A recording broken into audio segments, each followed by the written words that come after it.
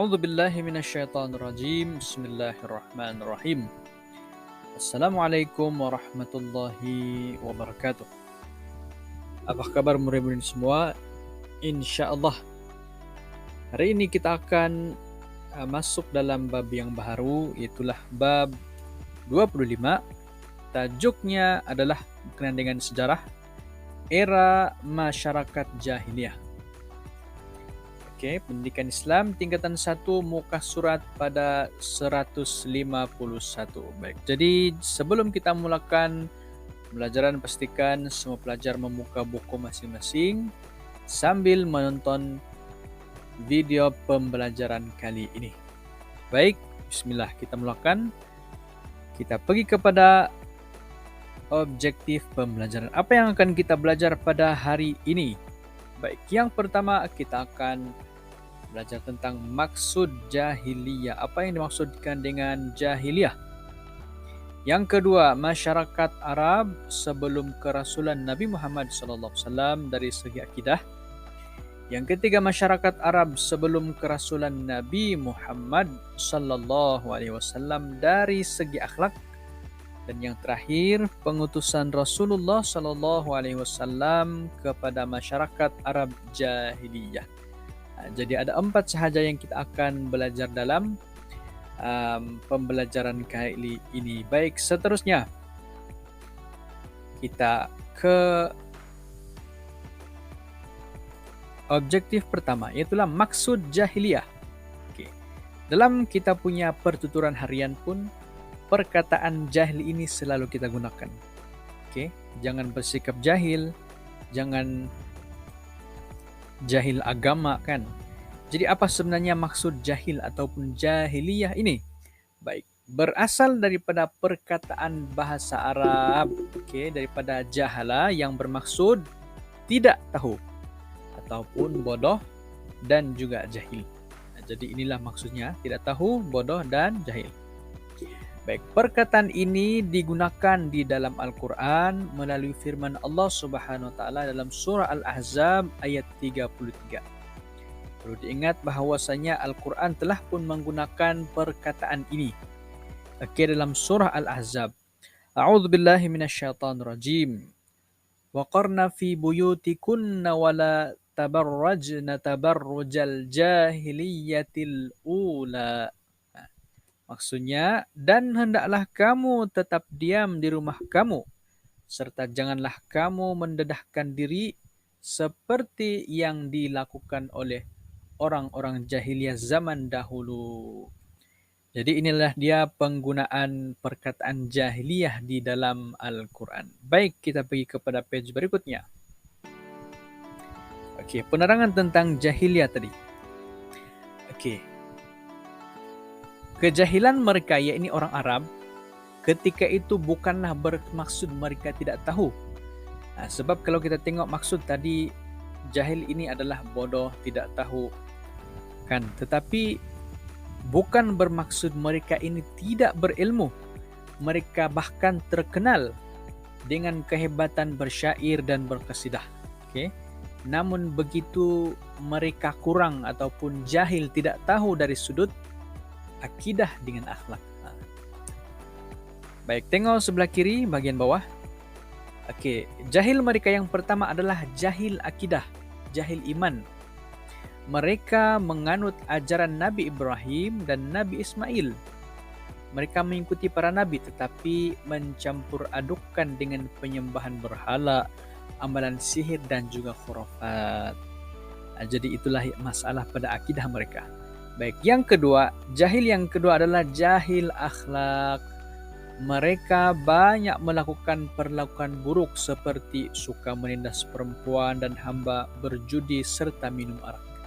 Jadi jahil mereka di sini pula adalah dari sudut akhlak, tingkah laku, tata cara. Jadi itulah dia jahil yang ada pada orang Arab. Itulah jahil dari sudut akidah dan jahil dari sudut akhlak. Baik, seterusnya. Yang kedua, masyarakat Arab sebelum kerasulan Nabi Muhammad dari segi akidah. Kita akan tengok bagaimana akidah orang-orang Arab jahiliyah sebelum kedatangan Nabi sallallahu alaihi wasallam. Oke, yang pertama adalah agama Yahudi. Agama Yahudi adalah agama samawi. Agama samawi ini adalah agama yang diturunkan dari langit, macam juga Islam. Yang diubah, agama samawi tapi diubah sesuai daripada ajaran Nabi Musa mengikut keinginan para penganutnya. Mereka banyak memfitnah para nabi dan menolak ajaran Nabi Muhammad sallallahu alaihi wasallam. Ini kita boleh lihat dalam sejarahnya, mereka sangat banyak memfitnah para nabi. Mereka datang daripada Palestin ke negara Arab. Jadi agama Yahudi ini sebagaimana yang kita lihat yang berada di tanah Palestin sekarang lah. Baik, agama yang kedua adalah agama Nasrani. Agama Nasrani ialah agama samawi, juga didatangkan ataupun diturunkan dari langit, yang diubah sesuai daripada ajaran Nabi Isa alaihi salam mengikut keinginan penganutnya. Mereka mempercayai Nabi Isa alaihi salam sebagai anak Tuhan. Mereka datang dari Habsyah dan Rom. Abrahah, raja Nasrani, membina tempat ibadah baharu di Yaman untuk menyaingi populariti Ka'bah di Mekah, namun gagal dengan pertolongan Allah Subhanahu wa taala. Dan kisah ini telah dipaparkan dalam surah Al-Fil. Agama Nasrani ini yang sebagaimana kita tahu agama Kristen pada hari inilah. Baik, seterusnya agama yang ketiga. Agama yang mengikuti kepercayaan Majusi. Majusi ialah kepercayaan yang dianuti oleh golongan penyembah api. Mereka menjadikan api sebagai sesembahan.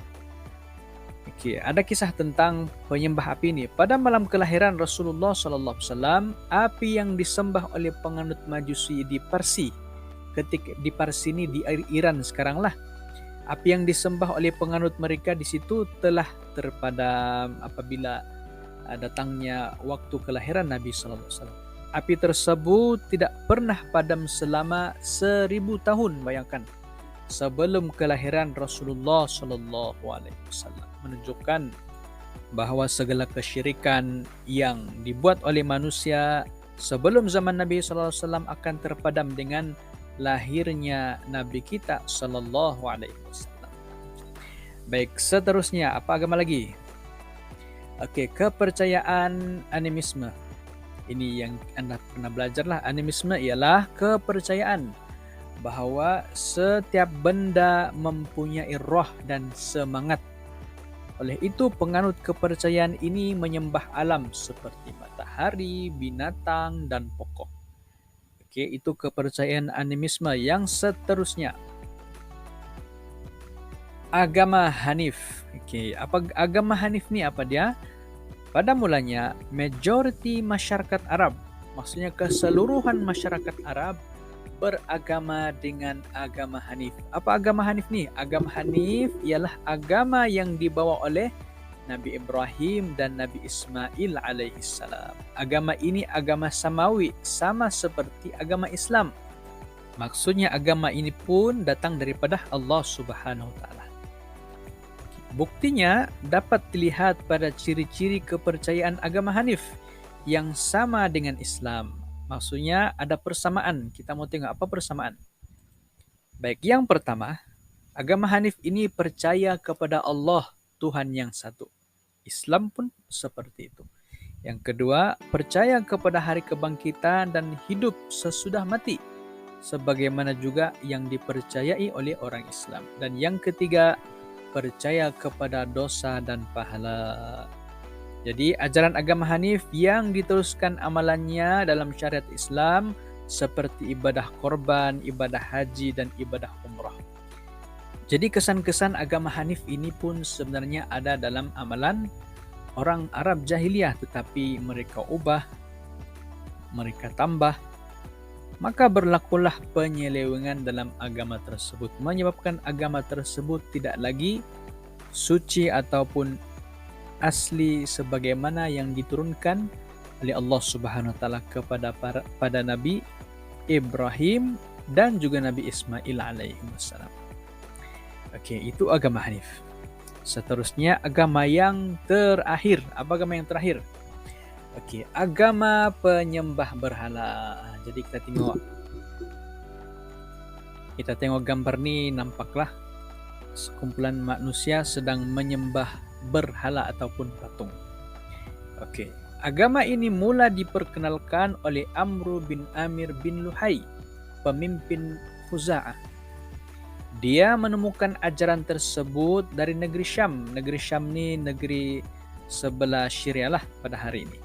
Lalu membawa berhala bernama Hubal ke Mekah dan meletakkannya di dalam Ka'bah. Kemudian dia memerintahkan seluruh penduduk Mekah supaya menyembah berhala tersebut.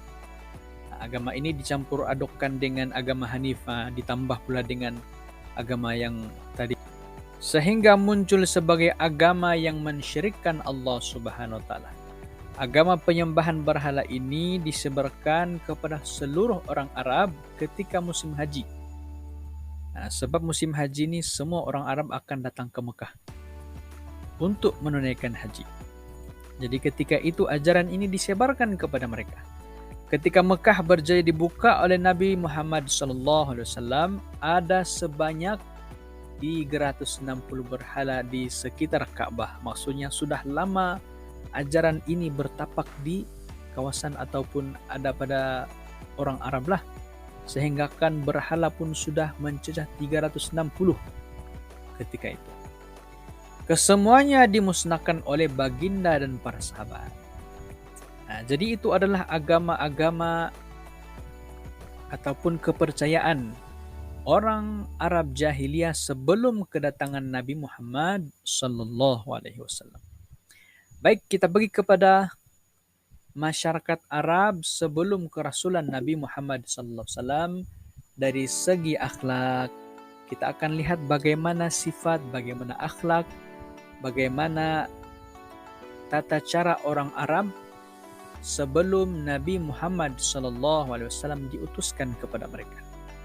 Baik, kita tengok sebelah kiri, akhlak buruk. Oke, akhlak buruk mereka adalah yang pertama, berjudi dan minum arak dibuat oleh manusia sehingga saat ini kan. Yang kedua, penzinaan dan pelacuran berleluasa. Yang ketiga, mengamalkan bigami.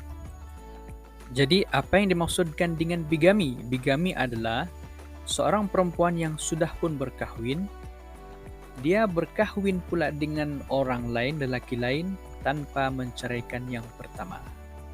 Ataupun senang cerita, seorang perempuan yang mempunyai lebih satu suami. Oke, perkara ini mereka lakukan di zaman mereka lah. Yang keempat, pewarisan harta hanya kepada lelaki, tidak adil, hanya pada lelaki. Yang kelima, membunuh anak perempuan. Oke. Yang keenam, mengamalkan tenung nasib. Yang ketujuh, berperang kerana perkara yang kecil. Perkara yang kecil sahaja pun mereka sanggup berperang. Oke, baik. Kita tengok pula akhlak yang baik. Walaupun mereka ini terkenal dengan sifat-sifat yang buruk, dengan jahil akhlak dan akidah mereka, namun mereka ada sisi yang baik, akhlak yang baik. Yang pertama, mereka ini menepati janji. Apa yang disebut pasti akan dikotakan. Yang kedua, berani, kuat dan pantang menyerah kalah. Ini boleh kita ambil pengajaran nih, pantang menyerah kalah. Yang ketiga, menjaga kebersihan mulut dan kuku. Oke, pembersih. Keempat, tidak mengahwini mereka yang ada pertalian darah.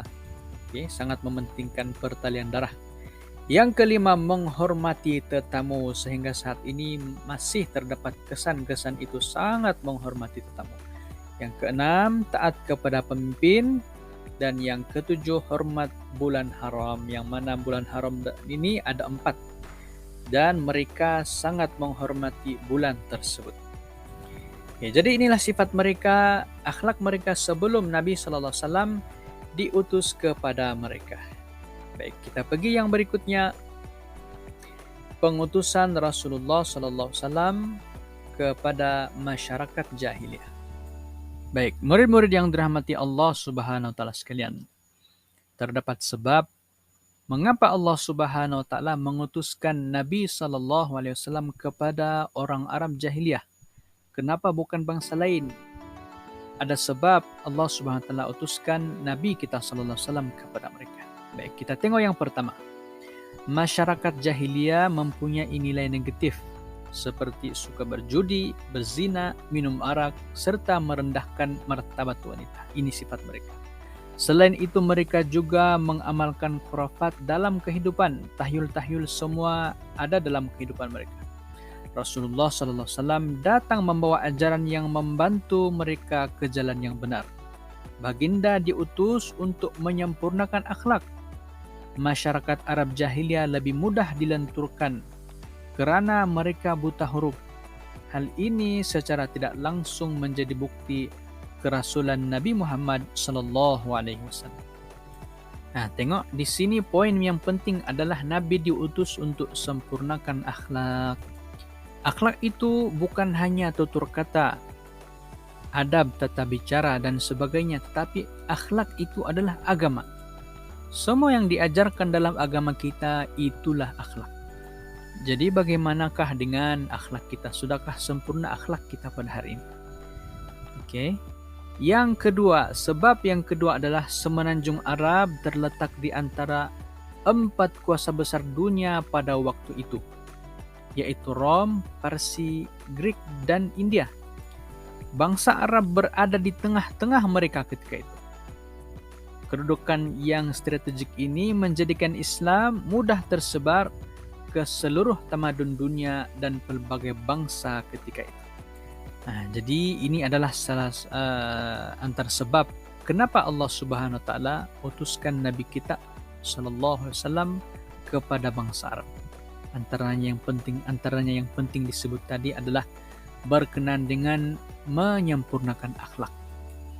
Jadi kalau baginda sallallahu alaihi wasallam diutuskan kepada bangsa Arab untuk menyempurnakan akhlak, yang mana kehidupan mereka sudah pun tidak bertamadun, apatah lagi dengan kita yang sudah pun mengetahui, mempelajari ajaran yang dibawa oleh Nabi sallallahu alaihi wasallam. Lebih utama lagi lah kepada kita untuk mengamalkan agama kita, mengamalkan syariat kita yang dibawa oleh Nabi kita sallallahu alaihi wasallam. Jadi murid-murid semua, pastikan kita sempurnakan, jaga akhlak, pelajari agama, fahami agama, dan amalkan apa yang ada dalam agama supaya sempurnalah akhlak kita.